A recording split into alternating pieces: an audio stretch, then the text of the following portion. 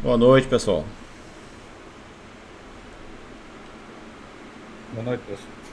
Boa noite, professor. Então, vamos lá, né? Vamos lá. Alguma pergunta com relação às coisas que nós vimos na aula passada?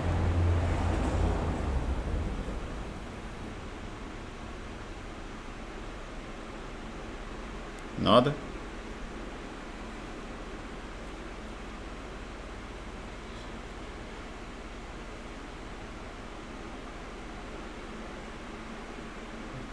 Nada?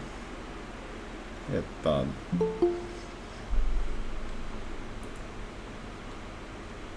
Estão me ouvindo, não estão? Acho que eu não tenho nenhuma pergunta não, professor. Tá. Ok. Então vamos lá. Então na aula passada a gente demonstrou várias propriedades aí das operações com matrizes, mas ainda restaram algumas propriedades para a gente fazer hoje e entrar em outras coisas, certo? Então na aula passada a gente parou nessa propriedade 13 aí, que é a associatividade, né, no produto de matrizes, beleza? E aí vamos a mais propriedades aqui, como por exemplo, propriedade 14, que eu enumerei como 14 aqui, né, é que a transposta da transposta de uma matriz é a própria matriz A, beleza? A demonstração está aqui, né? Então, para eu provar a igualdade entre essas duas matrizes, eu preciso provar o quê? Que todas as entradas, a entrada IJ dessa matriz é igual à respectiva entrada IJ dessa aqui. Então, a entrada IJ dessa matriz, por definição, vai ser o quê? Aí você tem que observar o seguinte, ó. Aqui eu estou fazendo a entrada IJ da transposta de uma certa matriz. Por definição, isso vai ser a entrada JI daquela matriz ali, beleza? Que é essa aqui, ó. Certo? Só que... Diga. Tenho dúvida em relação ao somatório do somatório de matrizes. Seja mais específico aí, porque somatório de matrizes significa uma coisa que eu não sei se é o que você quer dizer. É a parte 13, que tá acima desse aí que você tá falando. Ah, sim. Aqui, né? Por exemplo.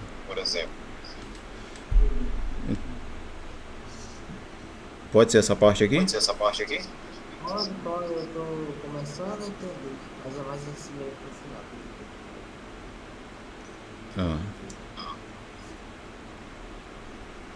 Porque realmente eu não tenho o domínio ainda de fazer somatório. Aí é só isso que tá me deixando confuso na hora Mas de... somatório, ele é só uma anotação. Marcelo, você não está usando fone de ouvido não, né? É porque eu estou ouvindo minha própria voz no retorno aí.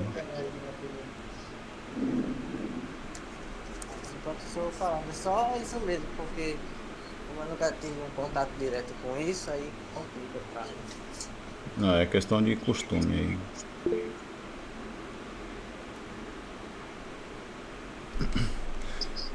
Você teria como me indicar onde procurar mais sobre esse somatório? Se você digitar propriedades de somatório no Google, a Wikipedia vai ter explicação que só danado. Pode botar lá que dá certo. E a Wikipedia com relação a esse assunto é confiável. Tá ok. Então, voltando aqui.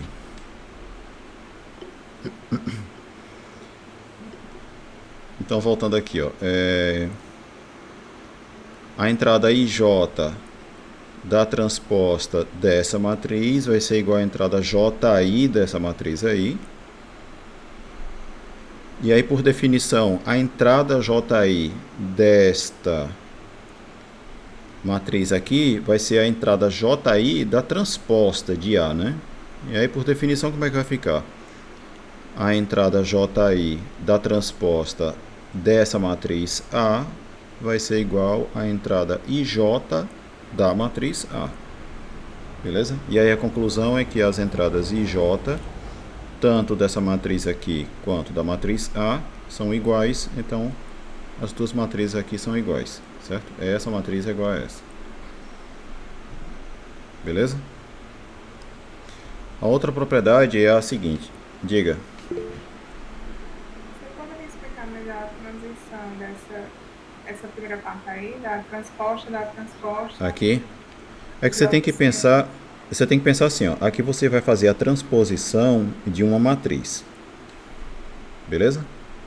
Transposta de uma matriz ali. A entrada IJ da transposta vai ser a entrada JI da matriz que tiver aqui. Quem é a matriz que está aí é justamente A transposta. A transposta de A. Entendi. Entendeu? É isso aqui, ó. E aí, aqui você vai ter o mesmo tipo de situação. Agora eu vou fazer essa entrada JI da transposta de uma matriz aqui. Só que essa matriz aqui agora é a matriz A. Sacou?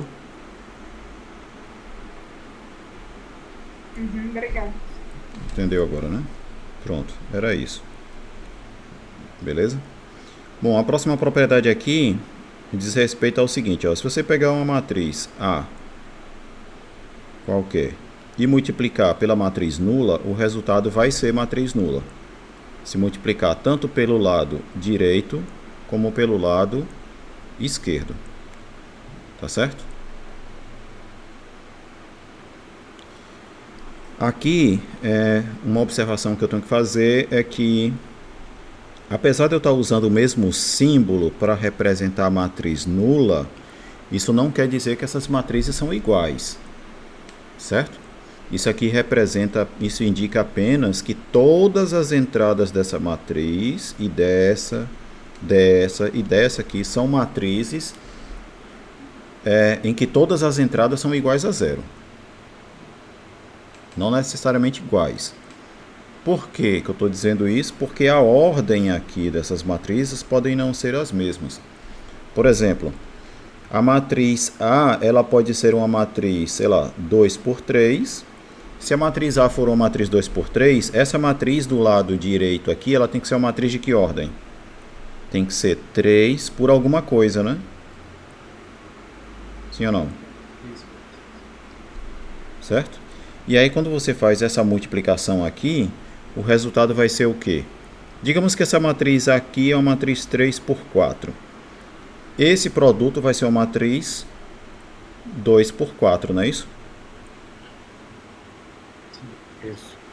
E aí, ó, note que essa matriz aqui é 3 por 4, esse produto é 2 por 4, então essa outra aqui, ela também é 2 por 4, né? Porque se está valendo essa igualdade aqui, então a matriz nula aqui é 2 por 4, aqui ela é 3 por 4, compreendeu?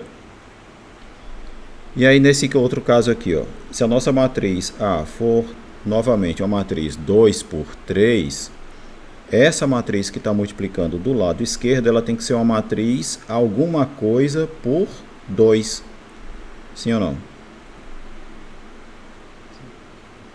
E aí, digamos que essa matriz aqui seja uma matriz, sei lá, 5 por 2. O resultado desse produto vai ser o quê? Vai ser uma matriz de que ordem? 5 por 3. Exatamente. certo? 5 por 3. E, portanto, essa daqui é 5 por 3, né? Já que vale a igualdade. Beleza? Então, apesar de eu estar usando o mesmo símbolo para representar a matriz nula, por definição, é uma matriz de qualquer ordem cujas entradas são todas iguais a zero. Certo? Se ela é 2 por 2, 3 por 3, 2 por 3, 5 por 4 e etc., não importa. Não importa qual é a ordem. O que importa é, se todas as entradas forem iguais a zero, a gente vai chamar ela de matriz nula e vai representar pelo mesmo símbolo, que é esse zero aqui um pouquinho maior, certo? Parecendo uma letra O. Beleza? Então vamos lá, o que está sendo provado aqui é o seguinte, ó. A propriedade aqui é, se eu multiplicar uma matriz qualquer pela matriz nula, seja do lado direito ou do lado esquerdo, o resultado vai ser matriz nula. Tá certo? Beleza? E aí, de fato, ó, o que a gente tem que fazer? Se a gente for provar esse caso aqui, por exemplo, ó, se eu pegar uma matriz N por P e a matriz nula, uma matriz P por M, então o que dá a entrada IJ do produto entre as duas matrizes? Aí tem que lembrar da definição, né? A entrada IJ de um produto de matrizes vai ser um somatório,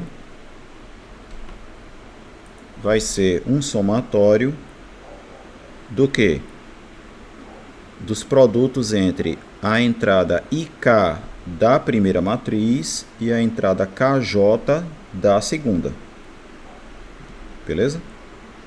Só que nisso que está aqui, ó, esse cara, a entrada KJ da matriz nula é o número zero, porque todas as entradas da matriz nula são iguais a zero. Então eu vou ficar com a entrada IK da matriz A vezes zero.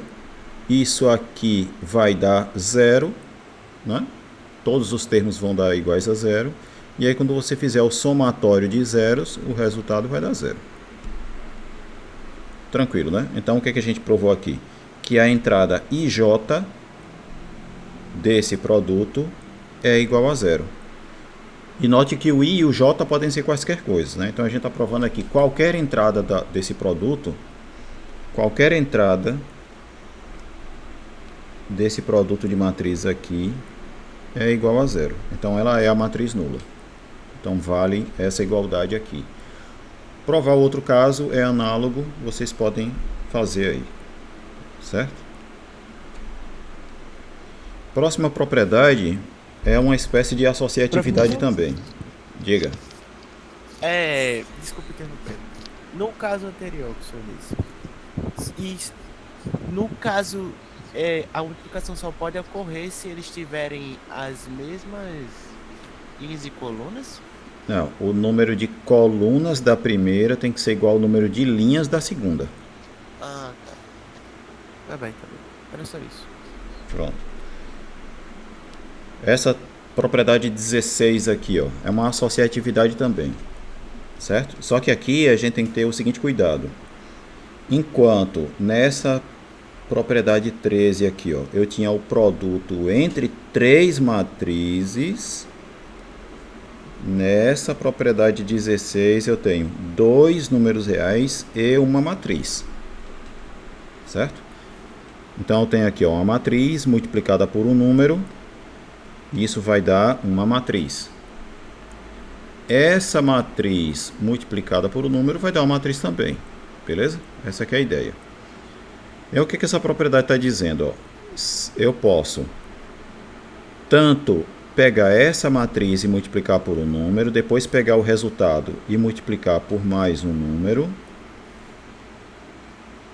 que eu vou ter um determinado resultado, como eu posso também multiplicar os dois números primeiro e usar o resultado desse produto de números aqui para multiplicar a matriz. Se eu fizer desse jeito ou fizer desse jeito, eu vou obter o mesmo resultado. Essa aqui é a ideia. Beleza? Tranquilo? É porque da multiplicação de uma matriz por um número, ou na multiplicação de matrizes, ou na multiplicação de números, a gente já está acostumado muito a usar o pontinho, né, para indicar que eu estou fazendo uma multiplicação. Mas sempre tem que ficar claro, né? Quando eu tenho uma matriz e um número, o produto entre eles é a multiplicação por escalar. Se eu tenho duas matrizes e um pontinho entre elas, o que eu tenho é uma multiplicação de matrizes. Mas essa história de pontinho também a gente vai meio que abandonar durante o curso, né? Quando eu escrever assim, ó, se A e B são matrizes, quando eu escrevo isso daqui eu estou falando do produto delas. Tá certo? E não vai ficar colocando pontinho e tal, enfim. Mesma coisa com relação à multiplicação por escalar, né? Ao invés de a gente ficar sempre escrevendo isso aqui, a gente vai acabar escrevendo só isso, beleza? Desde que, claro, né, no contexto, se está claro que isso aqui é um número e isso daqui é uma matriz, então isso daqui é a multiplicação por escalar, tá certo? Mas enfim. Acho que não vai ter muito problema não, até porque para matrizes a gente sempre vai usar a letra maiúscula e para os escalares, para os números, a gente vai sempre usar letras minúsculas, tá certo? Quase sempre usar letras minúsculas. Beleza? Então não tem nenhuma chance disso aqui ser um produto de matrizes. Bom, enfim, então como é que a gente prova que vale essa igualdade aqui? Eu vou provar que a entrada IJ dessa matriz é igual à entrada IJ dessa matriz aqui. E é essa a conta que está feita aí. Certo? Ele já estava marcado aqui por causa da aula que eu dei de tarde, né? Então vamos lá. A entrada IJ dessa matriz vai ser o quê? Então note que o que é que a gente tem aqui? Eu tenho uma multiplicação por escalar, né? Eu tenho essa matriz multiplicada por esse número. Qual é a definição? O que é isso daqui? O que é a entrada IJ da matriz alfa A? Vai ser alfa vezes a entrada IJ da matriz A, beleza? Por definição. Então é o que a gente vai fazer aqui. A entrada IJ dessa matriz multiplicada por esse número vai ser aquele número ali, multiplicando a entrada IJ da matriz. Só que a entrada IJ dessa matriz aqui, novamente por definição, vai ser o quê? Vai ser o beta multiplicando a entrada IJ da matriz A. Beleza? Por isso que esse pedaço é igual a esse daqui, que é a definição. Pronto. Aí o que a gente tem aqui agora? Eu tenho um produto de 3 números reais. O produto entre números reais, ele é associativo. Então, ao invés de eu escrever isso que está aqui, eu posso associar esses dois. Ó. É o que está feito aqui. Beleza? O parêntese só saiu daqui e veio para cá. Ó.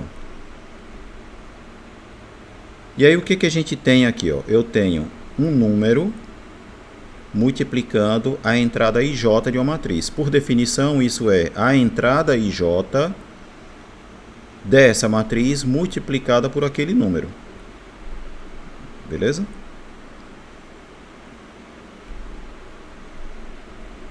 Isso dá a definição de multiplicação por escalar. Então, qual é a conclusão? A entrada IJ dessa matriz aqui é igual à entrada IJ dessa matriz aqui. Então, elas são iguais. Tranquilo, né? Propriedade 17. Propriedade 17 diz respeito a você multiplicar uma matriz pelo número 1. Quando você multiplica uma matriz qualquer pelo número 1, o resultado é a própria matriz A. Não confundam essa propriedade aqui com aquela de multiplicar uma matriz A pela matriz identidade. A propriedade é parecida, certo? Só que nessa aqui a gente está tomando um produto de matrizes, certo? Nesse aqui. Aqui não, aqui é a multiplicação por escalar. Eu estou multiplicando a matriz A pelo número 1. Aqui eu estou multiplicando a matriz A pela matriz identidade. Beleza? Professor, Diga. aproveitando essa propriedade aí, tem uma certa dificuldade em entender, assim, imaginar a matriz, né? Assim, matematicamente está muito exposto, mas entender. A gente pode entender matriz como um conjunto de números Organizados organizados no formato de tabela. Perfeito. Que existe um número por trás que substitui esse conjunto todo. Por exemplo, a matriz de identidade. Existe o número 1 que substitui, que tem, sei lá, não é valor, mas é equivalente à matriz de identidade. Não sei se eu estou compreendendo exatamente qual é na prática, assim, como é que a gente entende o que é uma matriz na prática? Ou é só um teórico mesmo? Assim, você pode encontrar elas em algumas aplicações, mas de certo modo, a matriz ela é só um conjunto de dados organizados num formato de tabela mesmo. Só. Certo?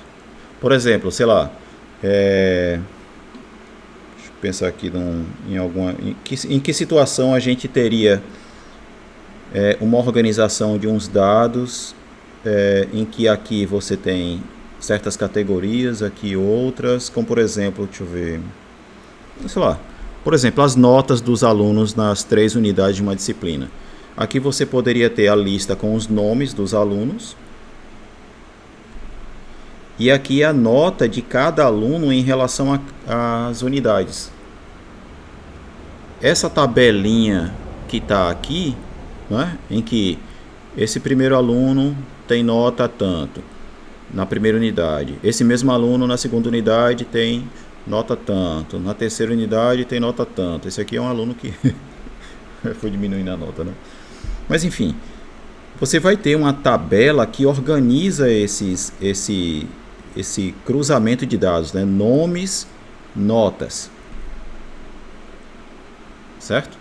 O que você vai fazer com esses dados, aí vai depender, né? A depender do que você vai fazer, você pode usar essas operações com matrizes para fazer essa operação com esses dados aqui. Por exemplo, quando a gente vai fazer a média das notas dos alunos, o que é que a gente faz?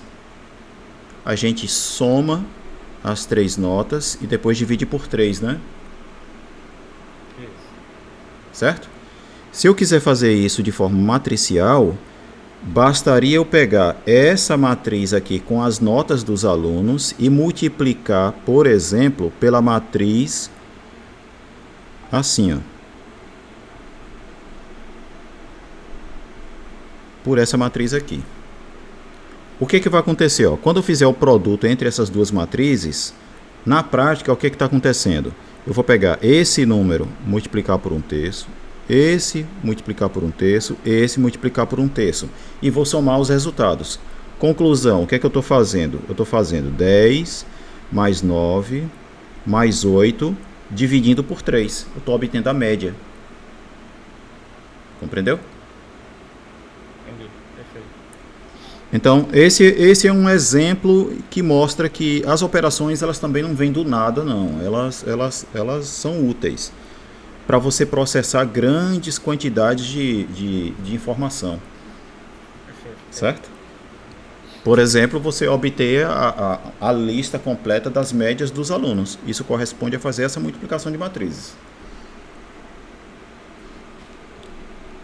Antigamente assim, né? Não é tão antigamente assim também, né? Mas antes de 2011 ou foi 14, acho que antes de 2014, acho que foi em 2014 que começou a valer isso, que foi o seguinte, antes as notas dos alunos era calculada assim, ó, você pegava a nota da primeira unidade, multiplicava por 4, a nota da segunda unidade multiplicava por 5,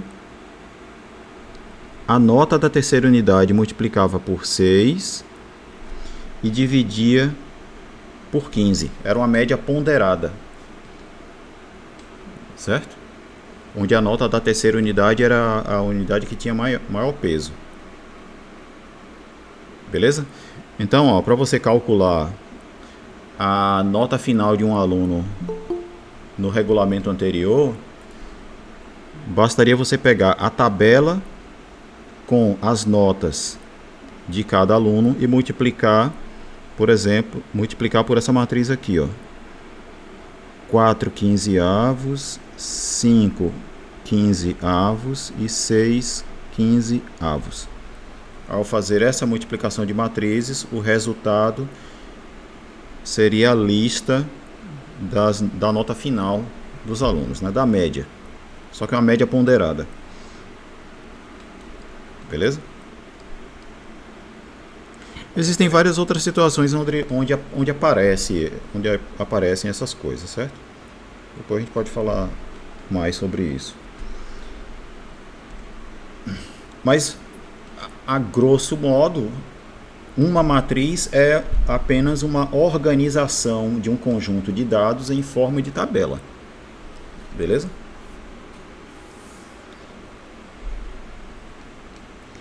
Bom, vamos lá. Essa propriedade aqui, 1A. 1 vezes A igual a A. Então, eu tenho que provar que a entrada IJ dessa matriz aqui é igual à entrada IJ dessa. E a demonstração está aqui, em uma linha.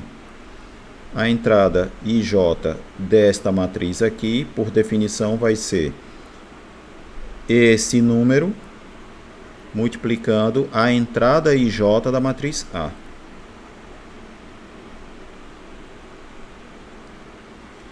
Aqui eu tenho um produto entre dois números reais, o número 1 e o número real A e J.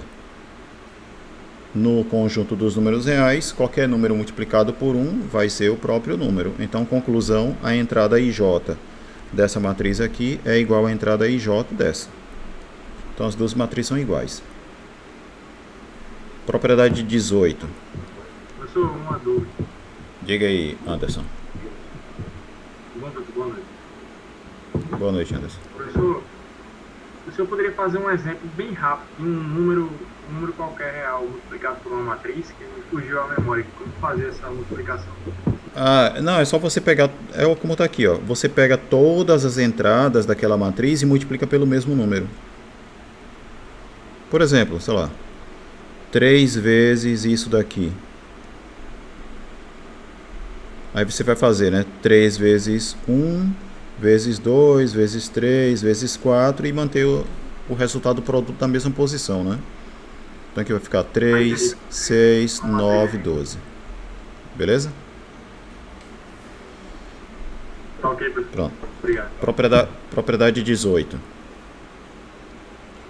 Propriedade 18. Uma coisa com relação ao áudio, do porquê que a gente está tendo um problema de eco agora, é porque eu não sei se vocês já tinham reparado nas gravações anteriores, mas o que vocês diziam durante a aula não estava sendo gravado, né? Chegaram a reparar isso? Eu tinha esquecido de fazer uma configuração aqui no OBS. E agora o que vocês disserem durante a aula também vai estar gravado. Então cuidado com o que dizem aí. Cuidado com o que vocês dizem, porque senão... Bom, enfim. Outra propriedade aqui agora. É uma espécie de associatividade também. Quer dizer, não é bem associatividade, né? Você pode pensar que é uma associatividade aqui, mas... Enfim. Aqui a propriedade é a seguinte, ó. Se você multiplicar duas matrizes, o resultado vai ser uma matriz, e essa matriz você pode multiplicar por um número, beleza? Multiplicar por um número um produto de matrizes é a mesma coisa de você multiplicar qualquer uma dessas matrizes por aquele número e depois fazer o produto de matrizes. Certo? Por exemplo, nessa igualdade aqui, ó, o que é que a gente está fazendo primeiro? Ao invés de eu estar multiplicando as duas matrizes, ao invés de eu estar fazendo A vezes B e depois multiplicando o resultado pelo número lambda, eu estou multiplicando a matriz A por lambda primeiro, para depois fazer o produto entre lambda A e a matriz B. Beleza? E aí o que está sendo dito aqui é que eu poderia fazer a mesma coisa com relação à matriz B. Eu poderia multiplicar primeiro a matriz B por lambda e depois fazer A vezes lambda B. Dá no mesmo. Tá certo? Compreendido? Então, para mostrar, por exemplo, essa igualdade aqui, então vamos lá, ó. Eu vou comparar as entradas, a entrada IJ das matrizes, né? A entrada IJ dessa matriz aqui, por definição, vai ser o quê? Esse número multiplicando a entrada IJ dessa matriz aqui. Beleza? Que é assim que é definida a multiplicação por escalar, né? Olha para essa matriz aqui, é ela que está aqui, ó. Então, a entrada IJ de lambda vezes o que está de vermelho vai ser igual a lambda vezes a entrada IJ do que está de vermelho. Certo? Só que aqui agora, ó, a gente tem uma outra coisa. Eu tenho agora a entrada IJ de um produto de matrizes. Por definição, o que é isso? A entrada IJ de um produto de matrizes vai ser um somatório.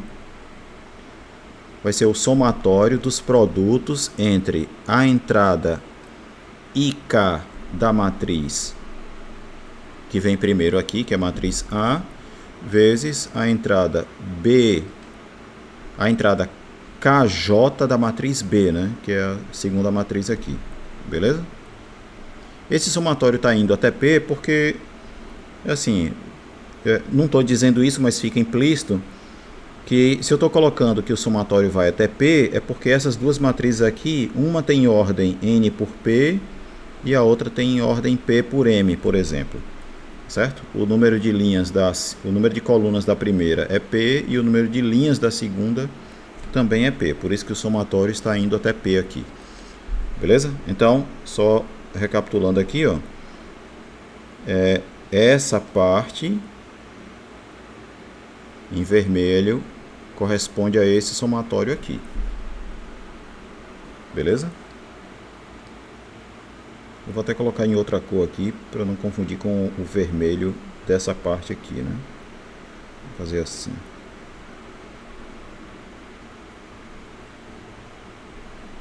Tranquilo?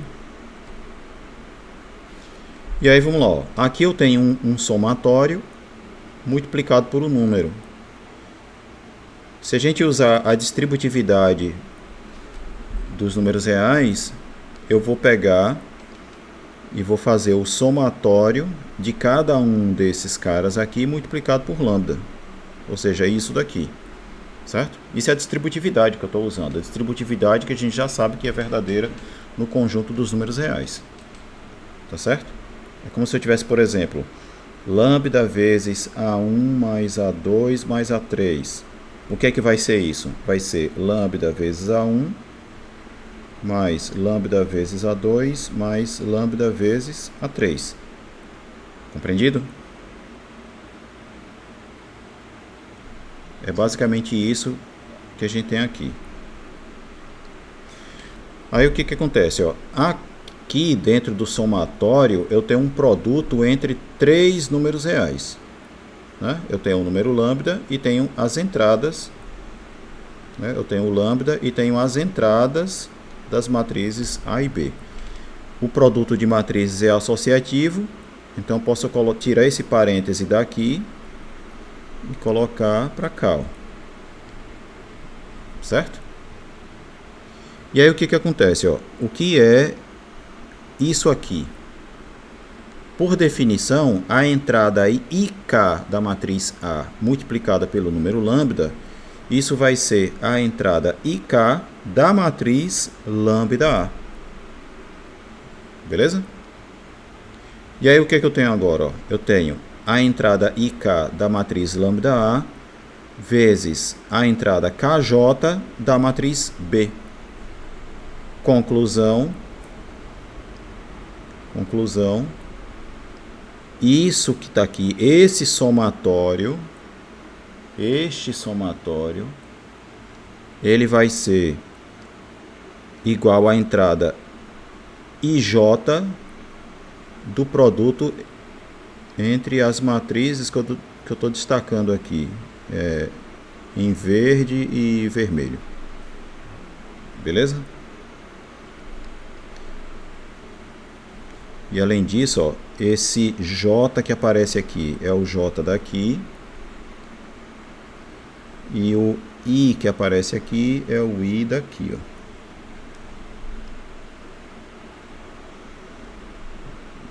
Beleza?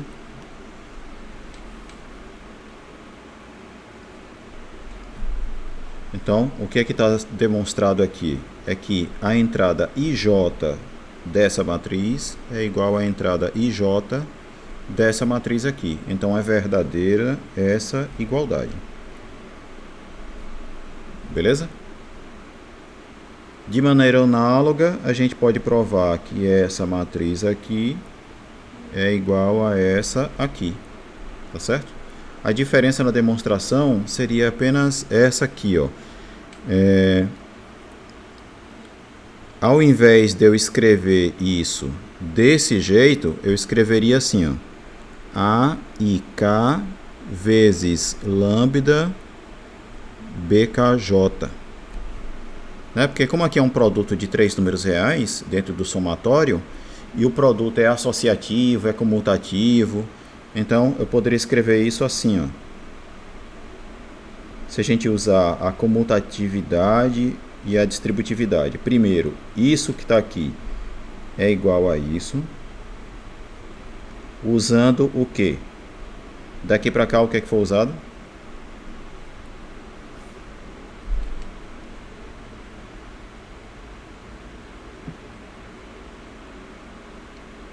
O que é que foi usado? Daqui para cá, associatividade, né?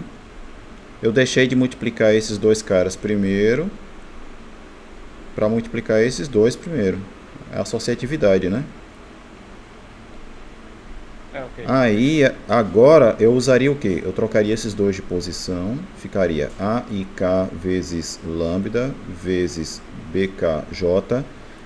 Daqui para cá, aí sim, eu usei a comutatividade, certo? Na hora que eu troquei esses dois caras aqui. E agora eu torno a usar a associatividade. E aí, ao invés de eu multiplicar esses dois primeiro, eu vou multiplicar esses dois primeiro. Escrevendo isso aqui, ó. AIK vezes lambda BKJ. Beleza? Tranquilo? Então, isso que está aqui, ó, eu posso escrever como sendo igual a isso.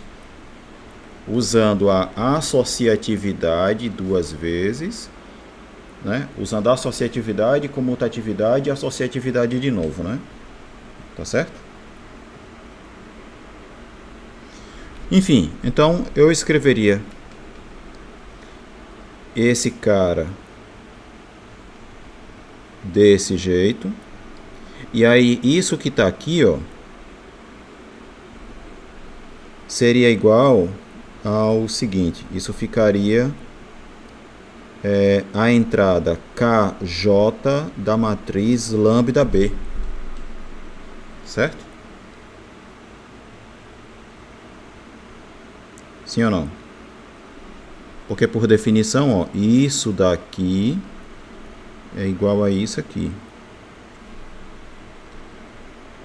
E aí, novamente, ó, agora pela definição de produto de matrizes, o somatório dessas coisas aqui seria igual a a entrada IJ da matriz A vezes a matriz lambda B. Beleza? Essa seria a diferença na demonstração da outra igualdade. Compreendido, né? Sim ou não? Propriedade 19. Propriedade 19. Na verdade, não seria bem uma propriedade, mas isso aqui é a negação de uma coisa que a gente pode achar que é uma propriedade. Que é a seguinte. Quando você tem, por exemplo, no conjunto dos números reais, o produto de dois números dando zero, o que é que você pode afirmar a respeito de A e B? Se A vezes B é igual a zero, isso significa dizer que um deles é zero, sim ou não? Nos reais. Ou ambos, né? Ou ambos. Beleza? Tanto é que a gente usa esse tipo de propriedade na resolução de equações também, né? Por exemplo, x ao quadrado menos 4x igual a zero. Eu posso escrever x ao quadrado menos 4x como sendo x vezes x menos 4. E aí eu ficar com essa equação aqui. E aí aqui eu tenho o produto de dois números dando zero. Conclusão é que um deles é zero. Ou seja, ou x é zero ou x menos 4 é zero.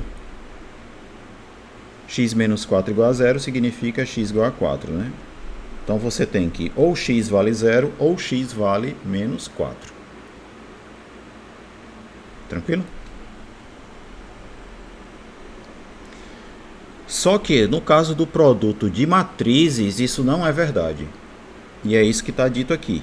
Não é verdade que o produto de matrizes igual a matriz nula implique em uma dessas matrizes ser igual a matriz nula. Beleza? Mas se não é verdade que vale essa implicação, então isso significa dizer que eu posso ter isso daqui sendo verdadeiro com isso daqui sendo falso, né? Porque quando é que a implicação é falsa? Aí vamos olhar o condicional de novo. Ó. Se eu tenho duas proposições P e Q, como que é o condicional? Então, se P vale 1, 1, 0, 0 e Q vale 1, 0, 1, 0, o condicional é o quê? Ele só é falso nesse caso aqui, né? Quando o anterior é verdadeiro e o que vem depois aqui é falso, né? Os demais casos são verdadeiros. Beleza? Então, se eu estou dizendo que isso daqui não é verdade, então eu estou dizendo que eu posso ter duas matrizes em que isso daqui é verdadeiro com isso daqui falso. Beleza? É porque a afirmação completa, na verdade, ainda é assim, ó. Qualquer que seja A e B, quaisquer que sejam A e B, A vezes B igual a zero, implica A igual a zero ou B igual a zero. Ficou meio ruim aqui, né? Vou escrever meio que na diagonal aqui.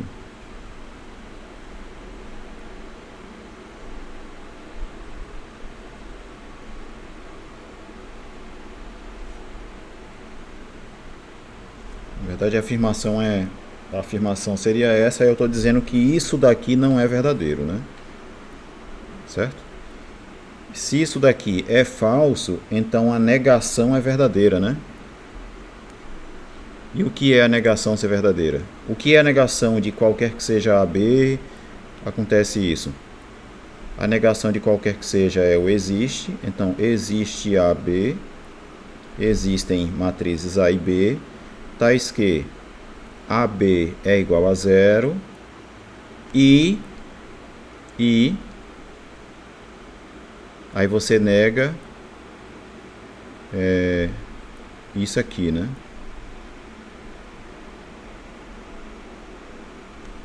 Que na verdade seria o quê? Seria isso aqui, né? Existem A e B, tais que... Aí você nega a implicação, né? Negar a implicação, lembram ainda o que é? Negar a implicação é você manter o que vem antes e colocar a negação do que vem depois, né?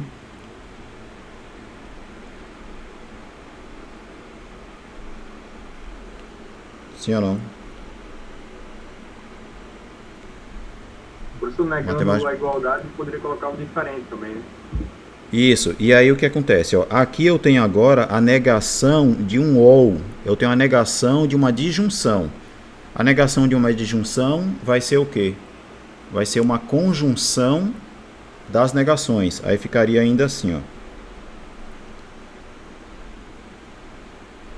Aí eu vou fazer uma conjunção das negações. Aí a negação de A igual a 0 é A diferente de 0. Eu estou falando 0, mas é matriz nula, certo? E a negação de B igual a matriz nula é B ser diferente da matriz nula, né? Beleza?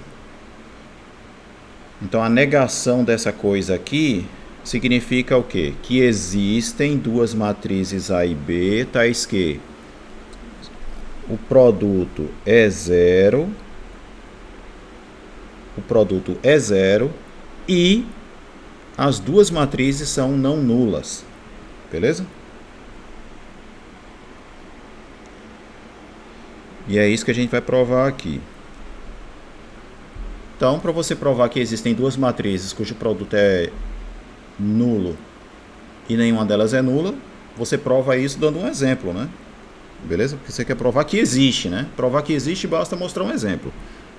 Por exemplo, né? É uma forma de fazer. Existem teoremas em matemática, vocês vão se deparar com esse tipo de coisa, inclusive nessa disciplina, que certas coisas você consegue provar que existe sem conseguir dar exemplo. Beleza? Mas enfim, vamos lá. Ó. Então, eu peguei aqui a matriz 1, 0, 0, 0 e a matriz 0, 0, 0, 1 e calculei o produto. Ó. O produto entre essas duas matrizes é igual a matriz nula. Beleza? Aqui, ó. Por exemplo, esse elemento aqui da posição 1, 1, ele é o resultado de você pegar os caras da primeira linha com a primeira coluna. Quando você multiplica os caras e soma, o resultado é 0. Esse aqui é o resultado de pegar a primeira linha com segunda coluna. Esse é segunda linha com primeira coluna. E esse, posição 2, 2, é linha 2, coluna 2. Beleza? Então veja que eu tenho duas matrizes que são não nulas. Por que são não nulas? Porque elas têm pelo menos uma entrada que é diferente de 0. Para ser a matriz nula, é preciso que todas sejam iguais a 0. Se tem pelo menos um cara que não é, então ela é não nula. Então tenho duas matrizes não nulas, cujo produto é a matriz nula. Beleza? Então, só reforçando, aquilo que a gente sabe que é verdadeiro para números reais, né? Que quando o produto é igual a 0, um deles tem que ser igual a 0, isso não é verdade para matrizes. Não é verdade. Igual à questão da comutatividade, né? Nos números reais, a gente sabe que o produto é comutativo. Mas no produto de matrizes, não. Certo? Vamos a um outro tópico aqui, acho que chega já de propriedades, né, das operações. Vamos a outra coisa aqui. Tipos especiais de matriz, eu coloquei aqui. Alguns tipos a gente já viu, como por exemplo, matriz nula. O que é uma matriz nula? É uma matriz cujas entradas são todas iguais a zero. Não importa qual é a ordem da matriz, se ela é 2x2, 3x3, 5x4, por aí vai. Se todas as entradas são iguais a zero, você chama essa matriz de matriz nula e representa sempre pela mesma letra ou pelo mesmo símbolo, certo? Que a gente está usando o zero grandão para indicar matriz nula. Beleza? Matriz quadrada. O que é uma matriz quadrada? Eu já disse na aula passada, né? Uma matriz quadrada é uma matriz em que o número de linhas e o número de colunas é o mesmo. Beleza? É uma definição que eu não preciso escrever, né? Beleza? E aí, dentre as matrizes que são quadradas, aí a gente vai ver algumas coisas. Matriz identidade. O que é a matriz identidade? Ela é uma matriz quadrada em que todos os elementos da diagonal principal são iguais a 1 e todos os demais elementos são iguais a 0. Beleza? Eu já tinha dito isso também na aula passada. Isso aqui é um exemplo de matriz identidade. A ordem não importa. Aqui é uma matriz identidade que tem ordem 3, certo?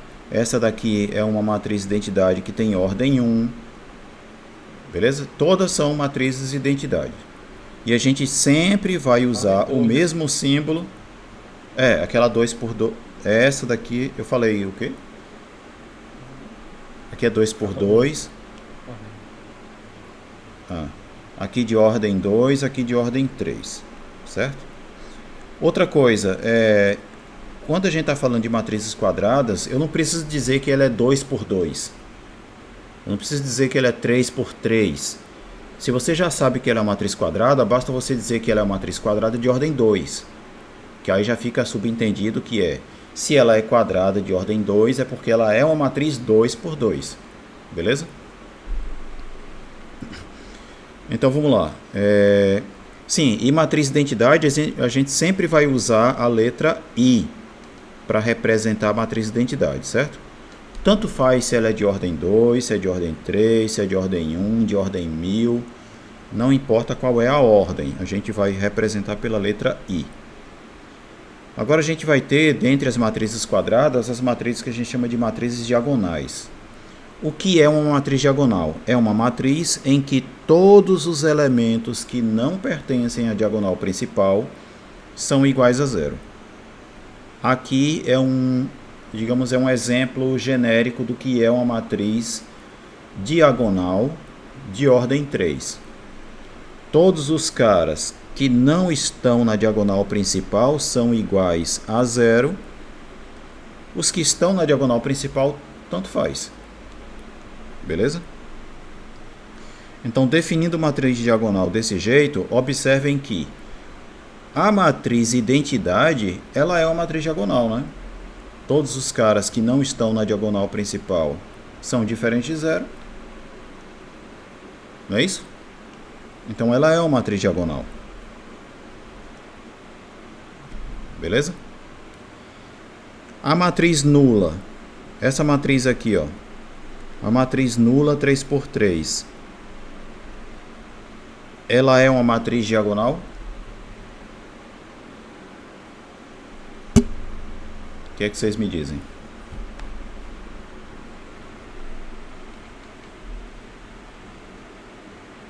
Eu acho que sim, né, professor? Você disse que não importava o valor ou não?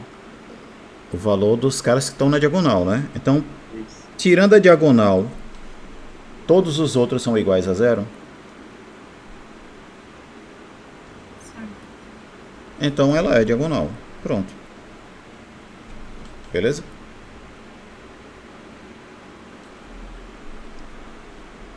Na matriz identidade, se eu tirar a diagonal aqui, ó, tudo que não está na diagonal é igual a zero?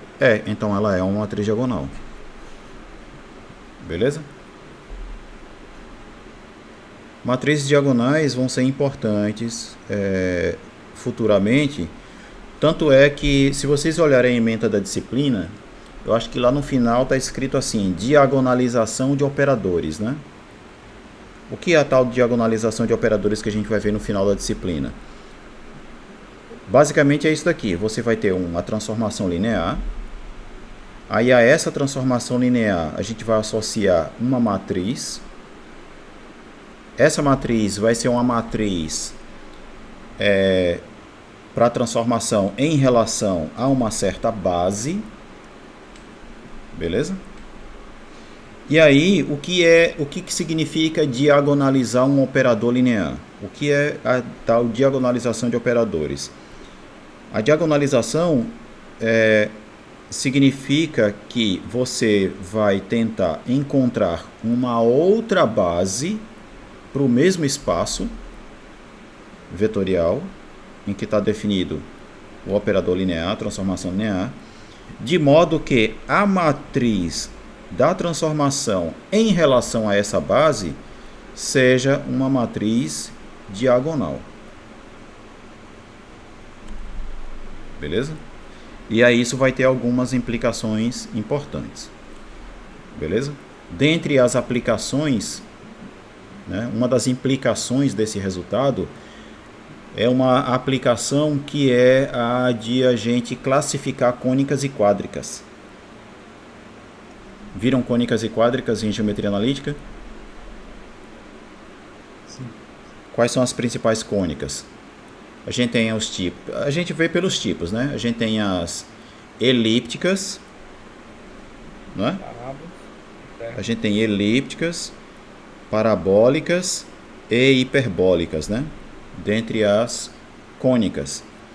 E nas quádricas aí tem mais um monte, né?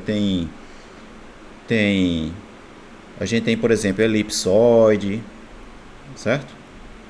Tem tem o paraboloide, isso, tem um paraboloide. Tô tentando lembrar aqui os nomes direitinho. A gente tem o hiperboloide, né? Tem o de uma folha e de duas folhas. É ele que tem de uma folha e duas folhas? Acho que é, né? Hiperboloide. Exatamente. Isso. Que tem de uma folha, tem de duas folhas. Tem o paraboloide em uma célula. Tem o paraboloide hiperbólico, que é aquele que é uma célula, né? Eu não sei como é que vocês desenham, mas eu desenho assim, ó.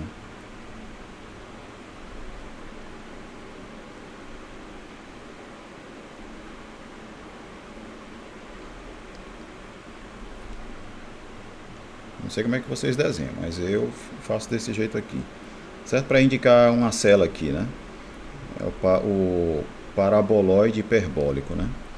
Mas enfim, então uma das aplicações da tal da diagonalização de operadores é a classificação de cônicas e quádricas. Beleza? Mas a gente no final da disciplina vai ver como é que faz isso. Então, essas matrizes diagonais vão desempenhar papel importante no futuro da disciplina. Beleza? Outra coisa são as matrizes simétricas também. Também vão fazer papel importante, vão desempenhar um papel importante no futuro da disciplina.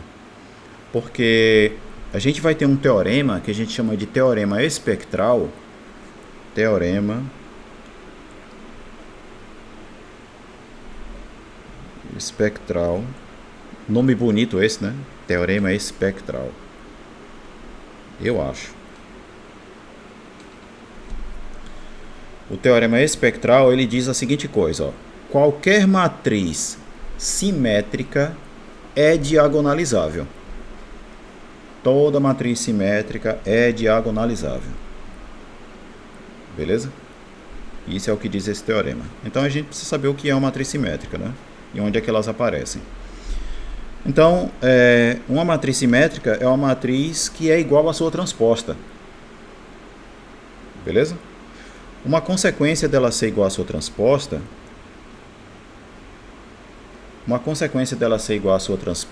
é que a entrada IJ é igual à entrada JI nessa matriz. Beleza? Aqui, inclusive, eu fiz a demonstração de que isso é verdade, mas a gente não precisa se prender a isso não. Tá certo? Mas só tem que estar atento a onde é que foi usada a hipótese aqui. Ó. A entrada IJ da transposta tem que ser igual à entrada IJ da própria matriz A. Já que eu estou supondo que isso aqui é verdade, né? Diga aí, Silvana Gomes. Professor, aí é menos 7 e 7? Não é menos Aonde? 7? Na matriz mesmo. Ah, esse aqui? Sim. É menos 7 e 7 mesmo? Não, é porque aqui já é que eu usei isso aqui como exemplo para uma outra coisa. Aqui é menos 7, menos 7. Vou botar 7, 7. Quadrada é uma matriz simétrica? Não, só por ser quadrada não. O que importa é isso aqui, ó. Ela tem que ser igual à sua transposta. Essa matriz aqui, por exemplo, ó. Essa é uma matriz que não é simétrica. Quem é a transposta dessa matriz? A transposta dela vai ser o quê? Primeira linha vai virar primeira coluna, segunda linha vai virar segunda coluna. Essas duas matrizes aqui, ó, não são iguais, ou seja, ela não é igual à sua transposta. Então ela não é simétrica. Beleza? Essa observação aqui, ó, de quando a matriz é simétrica, então a entrada IJ tem que ser igual à entrada JI, significa o seguinte, ó, que tirando aqui, com exceção se eu olhar aqui para quem é a diagonal principal, todos os demais elementos eles são iguais, assim, todos os elementos que estão acima da diagonal principal são iguais aos que estão embaixo, como se a gente tivesse feito uma reflexão, certo? Como se eu tivesse refletido a parte de cima da diagonal, refletido para obter a parte de baixo da diagonal, beleza? Só toda matriz identidade é simétrica, né? A matriz identidade é uma matriz simétrica. Toda matriz diagonal é uma matriz simétrica. Porque se tudo que está em cima da diagonal é zero e o que está embaixo também é zero, então você pode pensar nesses caras aqui, ó, como sendo uma reflexão dos que estão aqui. Toda matriz diagonal é simétrica, a matriz identidade é uma matriz simétrica, certo? Essa matriz aqui, ela é simétrica. Beleza? Agora se eu colocar, por exemplo, um sinal de menos aqui, ela não é mais uma matriz simétrica, né? Porque esses dois elementos aqui, ó, eles deveriam ser iguais. O elemento da posição 2, 3, o A2, 3, que é igual a menos 7, ele não é igual ao elemento 3, 2 dessa mesma matriz, certo? O 2, 3 e o 3, 2 não são iguais, certo? O 3, 2 é esse aqui, né? Linha 3, coluna 2. Beleza? A matriz é simétrica quando todos esses elementos são iguais. Tranquilo? E o que está na diagonal pouco importa, né? Porque é claro que o elemento A11 vai ser igual ao elemento A11. O 2, 2 e o 3, 3 também. Beleza? Aí vamos lá, ó. Matriz antissimétrica. Uma matriz antissimétrica. Uma matriz antissimétrica é parecido com a simétrica. A diferença é o sinal aqui, ó. Beleza? A transposta da matriz é igual a menos a própria matriz. Beleza? Uma observação é essa aqui, ó. Quando a matriz é antissimétrica, o elemento AIJ é igual a menos o elemento JI. Repare a diferença aqui, ó. Aqui é AIJ é igual a menos AJI. Na simétrica, não tem o negócio do sinal, não. Beleza? Então, na antissimétrica, tudo o que está acima da diagonal é igual a menos o que está embaixo. Ó. É como se fosse uma reflexão junto com uma troca de sinal. Beleza? Isso considerando aqui a diagonal. Ó. O que está em cima da diagonal principal é igual ao que está embaixo, só que com o sinal trocado. Beleza? E aí o que acontece? Ó? Se é verdade que AIJ é igual a menos AJI, se eu fizer I igual a J, ou seja, se eu olhar para quem está na diagonal principal, o que vai acontecer? AII vai ser igual a menos AII. Ou seja, 2AII é igual a zero, portanto, AII é igual a zero. Conclusão. Numa matriz antissimétrica, quem está na diagonal principal sempre é zero. Sempre é igual a zero. Beleza? Então, isso é uma forma de a gente descartar quando que uma matriz é antissimétrica, por exemplo. Beleza? Porque se você pegar uma matriz qualquer, em que pelo menos um dos caras da diagonal principal não é zero, ela não é antissimétrica. Beleza? Note, por exemplo, aqui, ó, que todos os caras acima da diagonal principal são iguais a menos os caras que estão embaixo. Beleza? Só que tem um cara na diagonal principal que não é zero. E na antissimétrica, os caras da diagonal sempre são iguais a zero. Se tem um que não é, então ela não é antissimétrica. Compreendido? Ah, mas se todo mundo que está na diagonal principal é igual a zero, só isso é suficiente para dizer que ela é antissimétrica? Não. E essa daqui, ó, é um exemplo. Essa matriz aqui, ó, tudo que está na diagonal principal é igual a zero, mas ela não é antissimétrica. Por quê? Porque se você olhar para esse elemento aqui e esse elemento aqui, um não é igual a menos o outro, certo?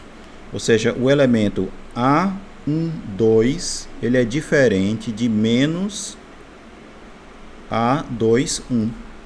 O A12 vale 1 e o menos A21, desculpe,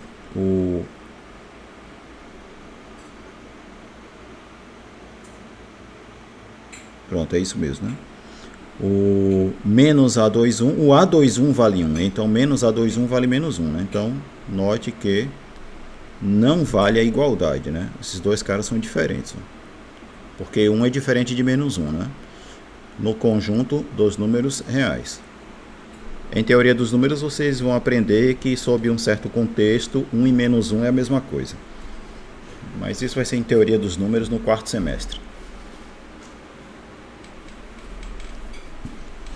Beleza? Compreenderam aí o que é uma matriz antissimétrica?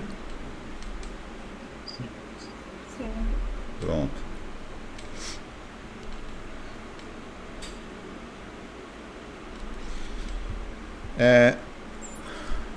Vamos a mais coisas aqui. Isso aqui era só alguns tipos especiais de matrizes que são coisas que vão aparecer no curso ainda.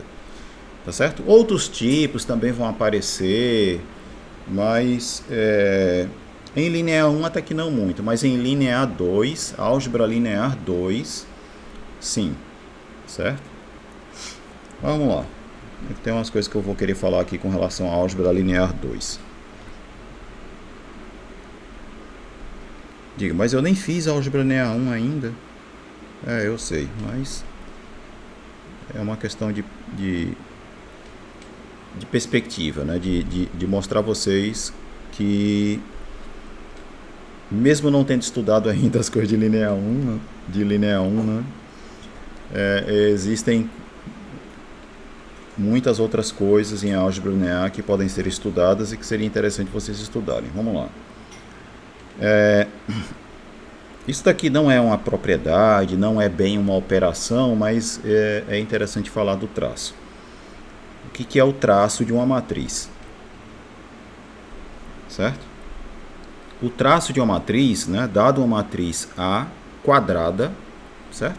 Dado uma matriz quadrada de ordem n, o traço de uma matriz, que a gente vai denotar por TR e o A aqui entre parênteses, o traço de uma matriz nada mais é do que a soma dos elementos da diagonal dessa matriz.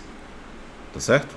Por exemplo, se você pegar essa matriz 3×3 que está aqui, o traço dela é igual a 12. Por quê? Porque é a soma dos caras que estão na diagonal aqui, ó, 6 mais 5 mais 1. Beleza? Então, o que é o traço de uma matriz quadrada? É você pegar os caras que estão na diagonal principal e somar todos esses valores. Beleza? Tranquilo? Esse traço ele tem algumas propriedades. Eu estou falando do traço agora,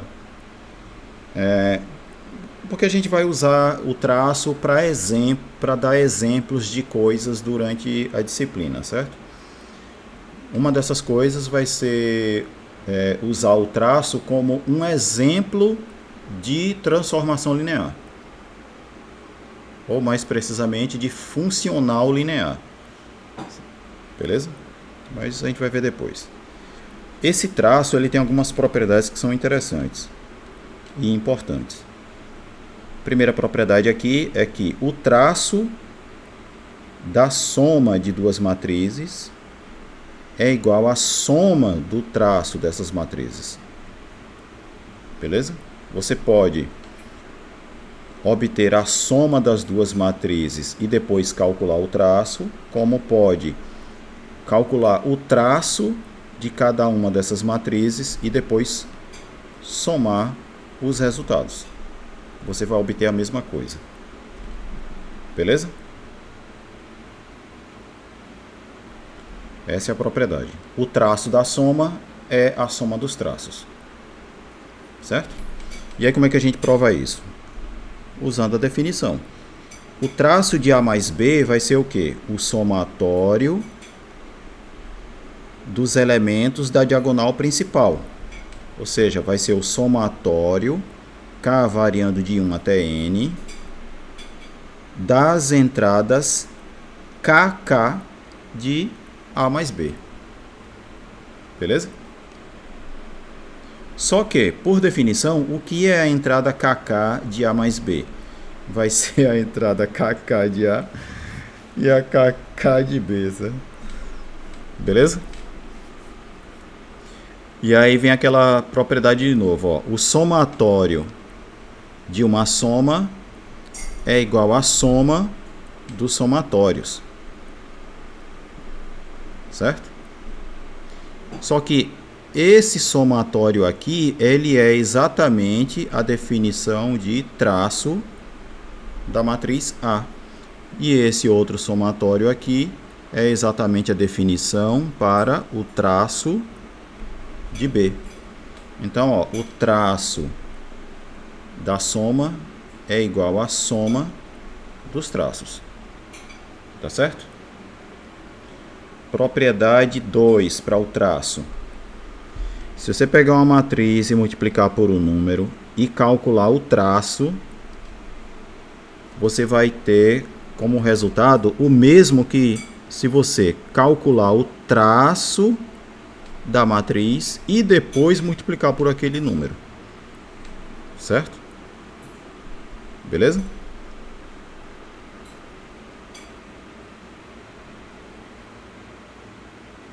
Tranquilo? Professor, o senhor dá exemplo de um traço de uma matriz? Hein? Aqui, ó. Eu tinha dado já um exemplo. Fica uma água na hora ali. Então, por exemplo, essa matriz aqui, o traço dela é pegar quem está na diagonal principal e somar tudo. Só isso. Beleza? A definição a definição formal, traço de A é igual ao somatório de AKK. com K variando de 1 a N. O que é esse elemento aqui? Quando os dois índices aqui são iguais, eu estou pegando um elemento na diagonal da matriz A, né? Então, aqui é a soma dos elementos da diagonal da matriz A. Esse é o traço de A, beleza? E aí, a primeira propriedade foi o quê? O traço da soma de duas matrizes é igual à soma dos traços. E a propriedade 2 agora é o traço de lambda A é igual a lambda vezes o traço de A. Certo? Ou seja, esse lambda aqui, ó, um número real que multiplica uma matriz, eu posso pegar esse número e colocar ele para fora aqui do traço. Beleza? E aí, por que isso aqui é verdade? Aí vamos lá, ó.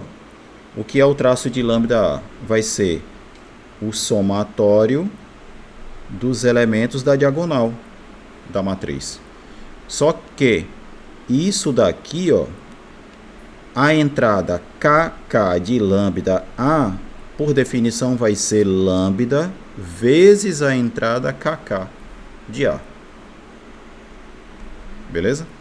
E aí, num somatório, quando eu tenho um número multiplicando os caras do somatório aqui, ó, quando eu tenho uma constante multiplicando os elementos que variam junto com o índice do somatório, né? Isso daqui eu posso tirar do somatório pela distributividade, certo? E aí, quando eu tiro esse lambda, eu vou ficar com o somatório dos AKK. Esse somatório aqui é exatamente a definição de traço de A.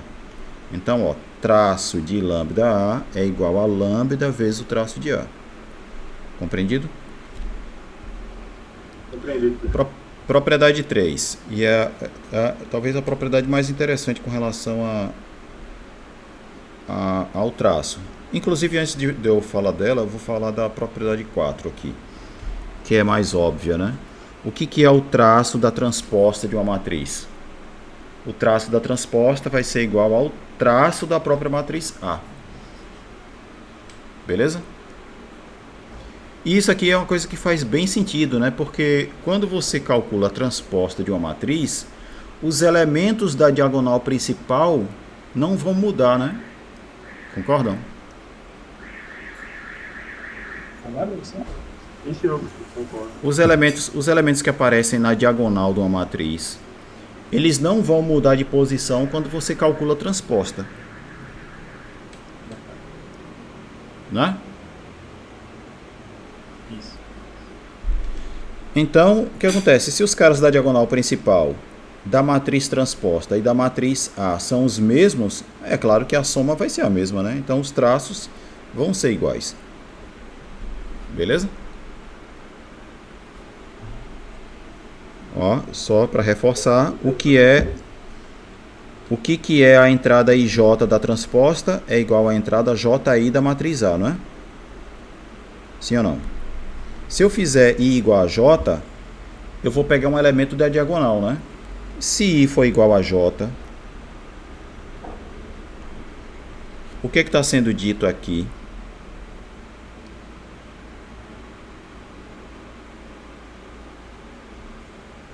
As diagonais são iguais. Exatamente, certo? Beleza? Porque aí vamos lá, né?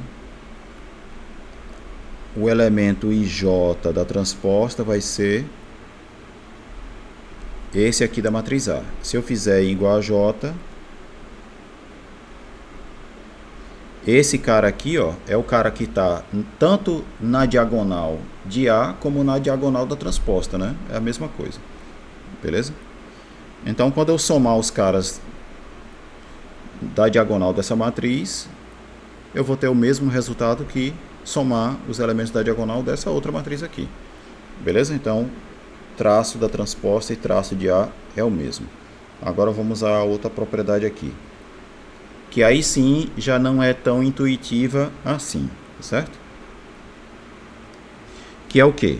O traço de A vezes B é igual ao traço de B vezes A, sendo A e B duas matrizes quadradas, tá certo? Por que que não é tão intuitivo assim? Porque, em primeiro lugar, A vezes B pode ser diferente de B vezes A, né? Porque o produto de matrizes não é comutativo. Tá certo? Então, em geral, eu vou ter aqui dentro matrizes que são diferentes.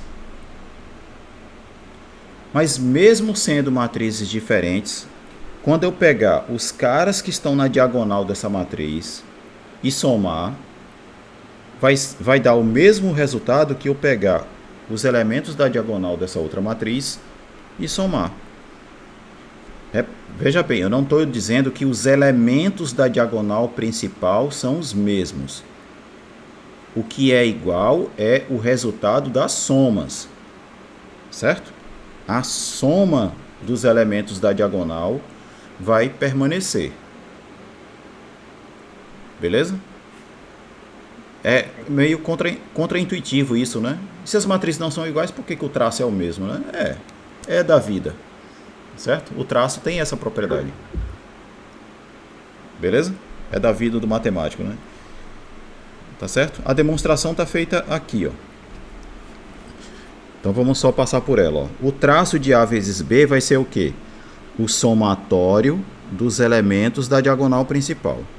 Beleza? Só que a diagonal, os elementos que estão na diagonal principal aqui, ó, são elementos, são entradas do resultado são entradas de um produto de matriz, né? Certo? Beleza? Eles são calculados usando, né, a definição de produto de matrizes. O que é isso daqui? O que é a entrada KK do produto AB? Aí esse produto, essa entrada, ela é calculada desse jeito aqui, ó. Certo? Pela definição de produto de matrizes, né? A entrada KK de AB vai ser o somatório de AKL vezes BLK, com um certo índice L variando de 1 até N. Beleza? Eu usei a letra L aqui como índice porque a letra K eu já estou usando como índice para outro somatório. Beleza? Tranquilo? Daí o que que acontece, ó?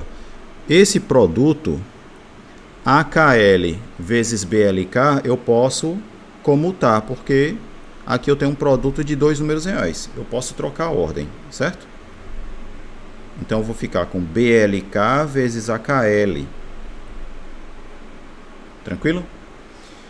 E aí lembram que eu falei na aula passada, né, que você pode trocar os somatórios de posição? Eu posso trocar esse somatório com esse daqui.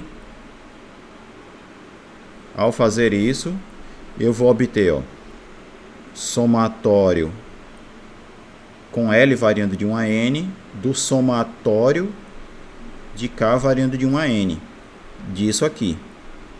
E aí o que que acontece, ó? Esse somatório aqui agora, por definição, ele vai ser igual à entrada LL do produto BA. Sim ou não? Esse Lzinho que vem daqui é esse. E esse Lzinho daqui é esse aqui, ó. Tá certo?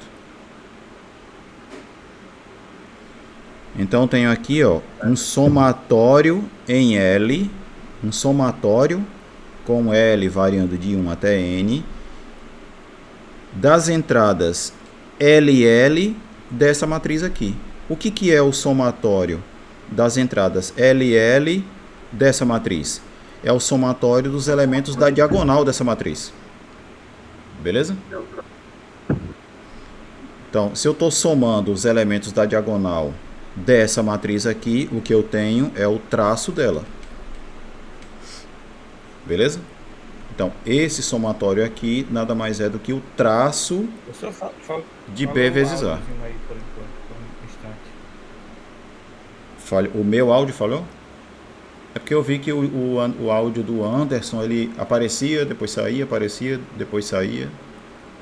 Não sei se era ele ligando o microfone e desligando sem querer. Mas enfim.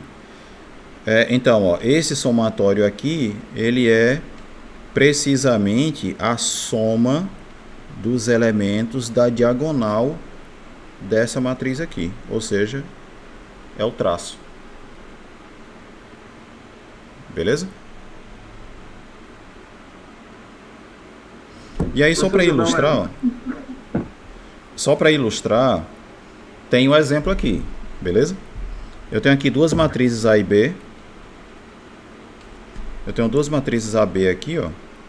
E aí eu vou calcular o produto AB e obter o traço. Quando eu faço o produto entre essas duas matrizes aqui, o resultado é esse, ó.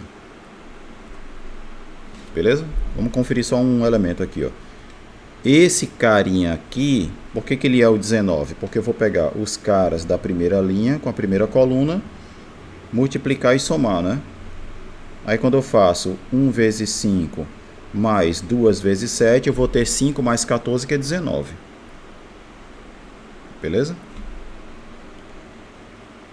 E aí eu faço a mesma coisa com os demais elementos, e aí eu vou ter que o produto AB é igual a essa matriz aqui. O traço dela quem é? É você olhar para a diagonal principal e somar os valores. Conclusão, 69. Tá certo? Beleza? Se eu fizer o produto BA, o que a gente vai ter como resultado? A gente vai ter essa matriz aqui como resultado. Depois vocês confiram as contas. Certo? Por exemplo, quando eu faço essa linha, bota assim, essa linha com essa coluna, o resultado vai ser qual elemento? Segunda linha de um com segunda coluna do outro. Vai ser o elemento 2, 2, né? Beleza? Então, quando eu faço, ó, 7 vezes 2 dá 14. 8 vezes 4, 32. 32 mais 14, 46. Beleza? E aí vocês calculem os demais elementos. Então vejam que os dois resultados, ó, são bem diferentes, né? Não tem nenhuma entrada que tenha o mesmo valor, né? Em uma eu tenho 19, 22, 43, 50. Na outra é 23, 34, 31, 46. Nenhum resultado é o mesmo. Certo? Os elementos da diagonal, ó, em particular, são todos diferentes também. Mas a soma dá a mesma coisa. Curioso isso, né? Professor, Diga. tem uma explicação lógica para isso? A explicação lógica é justamente isso aqui, ó, a demonstração. Não, o senhor demonstrou que elas são É porque iguais. os traços. O traço é o mesmo. As matrizes que aparecem aqui, o resultado do produto AB e BA não precisa ser o mesmo, mas o traço vai ser o mesmo. Eu, inclusive, estou ilustrando no exemplo aqui, ó, pegando duas matrizes, obtendo o valor o resultado do produto entre elas, vendo que os resultados são diferentes, mas o traço, não, o traço é o mesmo. Isso vai acontecer sempre com matrizes quadradas. Talvez o que você queira dizer com explicação lógica é alguma explicação que diga assim, por que isso faz sentido que seja verdade? Não tem assim, ó.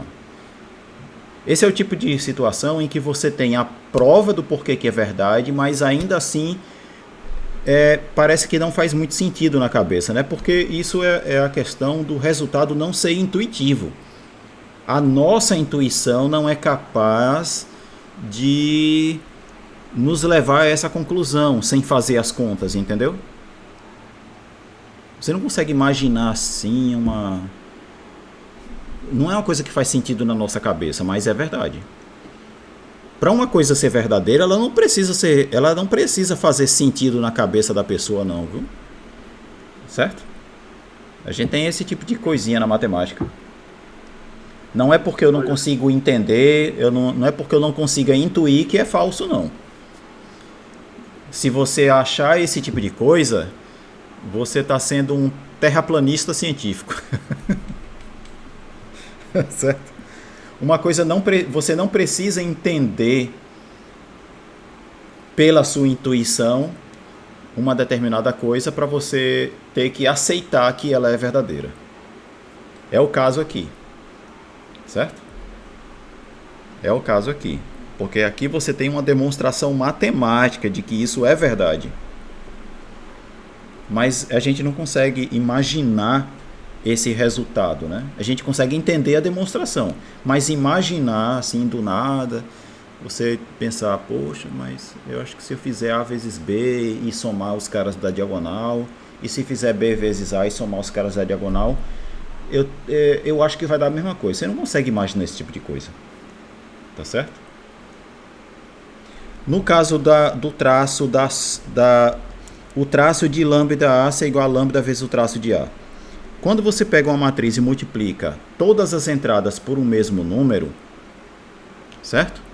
E você soma os elementos da diagonal, você ainda consegue pensar, pô, todos os caras da diagonal vão estar multiplicados por aquele mesmo número, né?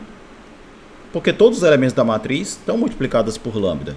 Então, todo mundo que está na diagonal de A está multiplicado por aquele mesmo número. Quando eu somar esses caras, eu vou estar somando vários números, todos multiplicados por um mesmo cara. Pela distributividade, eu posso colocar esse cara em evidência. Sim ou não?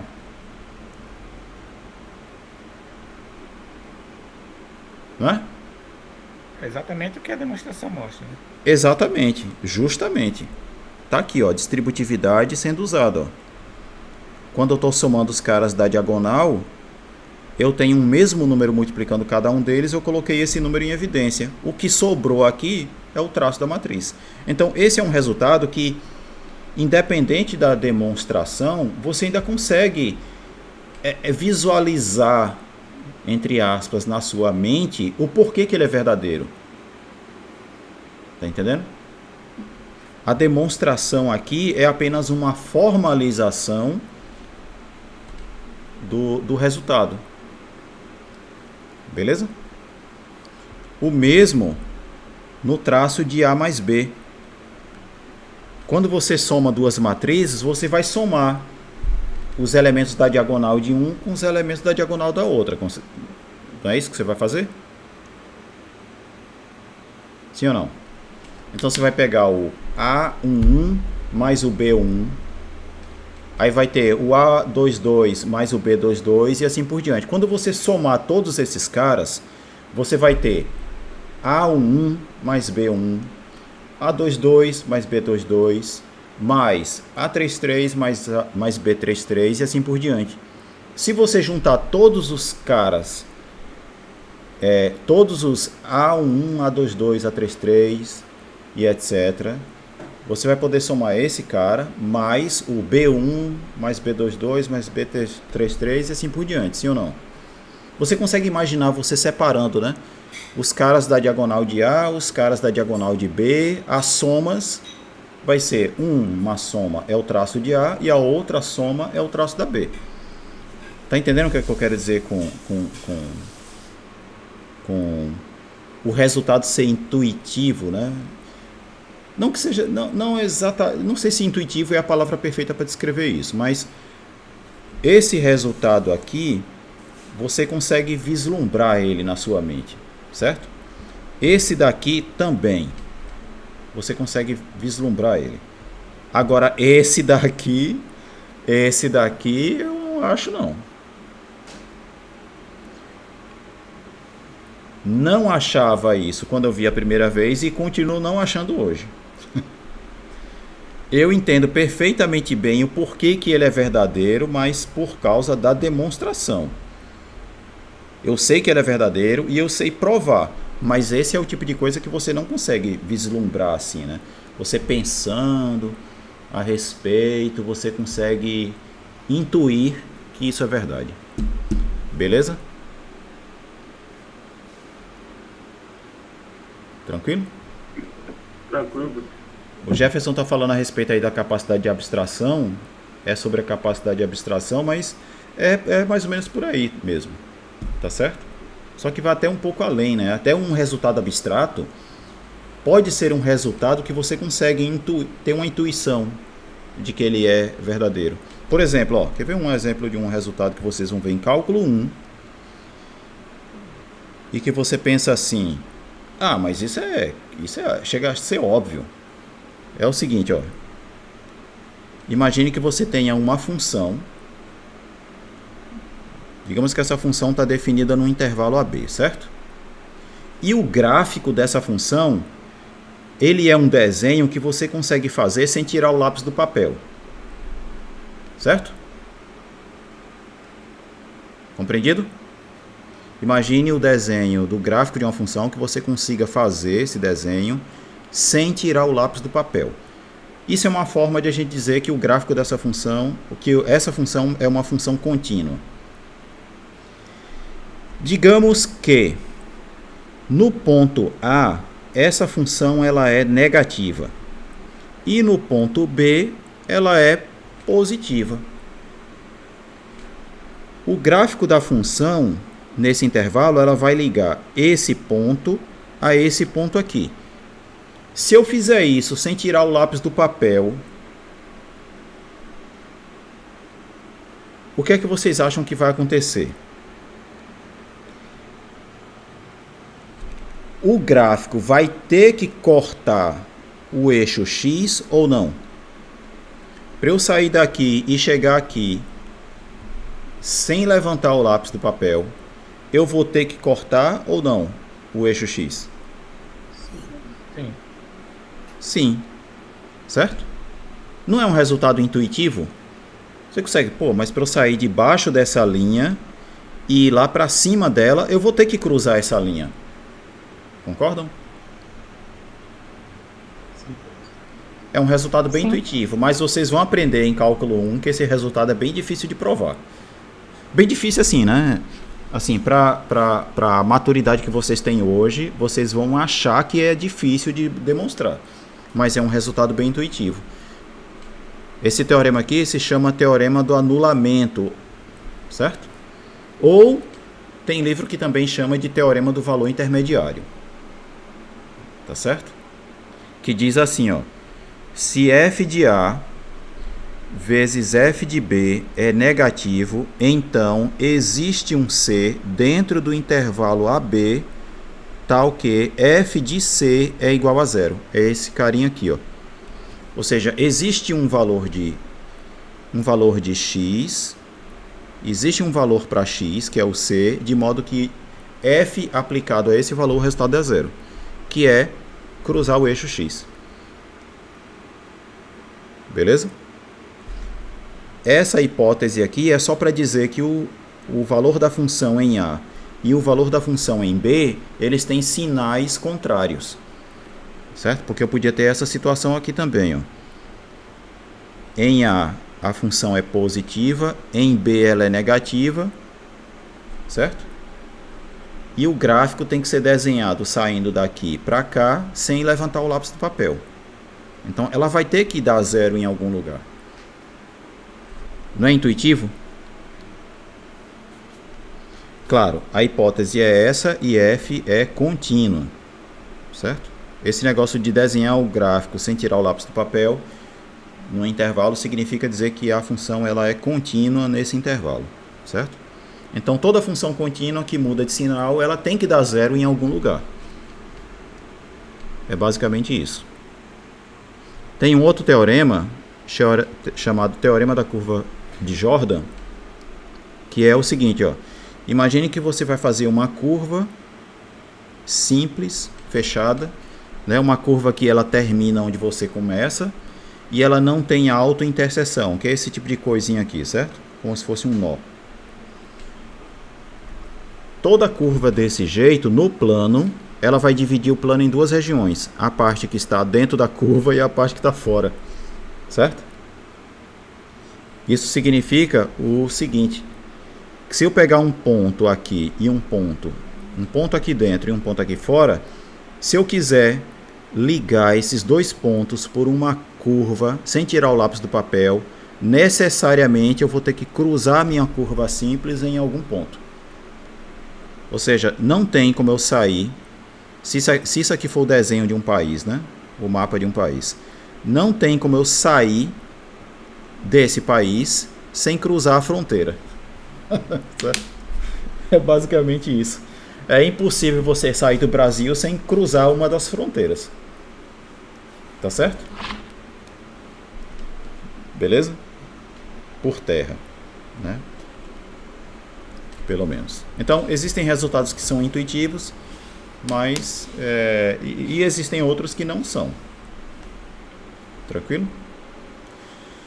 Bom, enfim, eu já passei aqui 3 minutos do horário, eu acabei não falando nada a respeito da disciplina de Álgebra Linear 2, mas aí vocês assistam os últimos 20 minutos da aula que eu dei à tarde, onde eu falei algumas coisas lá que seria interessante que vocês ouvissem também, certo? Mas eu não vou querer prender mais o tempo de vocês por agora não. Vejam lá um pedacinho, vejam na velocidade 2x mesmo, que dá, beleza, certo? Vejam lá as coisas que eu falei sobre Linear 2 para ver se vocês se sentem motivados a pagar essa disciplina como uma disciplina optativa, que ela é optativa para a licenciatura. Para o bacharelado é obrigatório, mas para vocês ela é apenas uma disciplina optativa. Beleza? Eu vou gerar o PDF dessas anotações que eu fiz aqui e vou jogar no grupo, viu, Matheus? Essas anotações aqui, elas já são anotações da aula passada, só que aí eu complementei, né, com essas coisas novas aqui. Eu coloco no grupo de novo. Beleza? Então, diga aí. Uma dúvida só. Quando você disponibiliza essas notas, não pode inverter o fundo branco e é escrito preto, não? Pode ser, né? Porque vou fazer, mais fácil a gente imprimir e fazer as anotações, entendeu? Do que é verdade. Em relação à questão da impressão, né? É melhor fundo branco com letra preta. Se puder, tá, beleza. Se puder, é melhor. Tá, eu vou ver se faço isso antes de colocar no grupo. Beleza? Então tenham todos aí uma boa noite, até quarta-feira e tchau pra vocês. Valeu, pessoal. Valeu, professor.